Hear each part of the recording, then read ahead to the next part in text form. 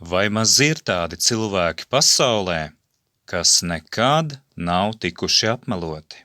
Ja nu vienīgi tikko dzimuši, un pat tie dienām un nedēļām paejot, pat vēl tad, kad neprot runāt, saņem pirmos apmelojumus savā adresē, proti glaimu veidā.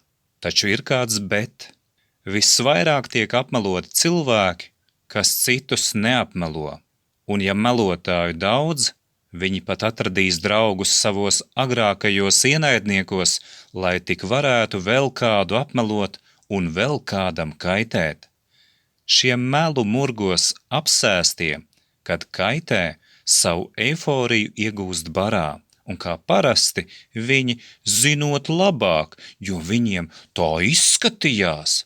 Tālāk par savu iedomību un augstprātību no malas labāk redzams jautājumi netiek uzdoti, patiesība netiek meklēta, un kas īpaši izgaismo šos degradantus, sabojātos indivīdus, ir vēl tas, ka viņi pat nepieļauj domu, ka savos spriedelējumos varētu kļūdīties.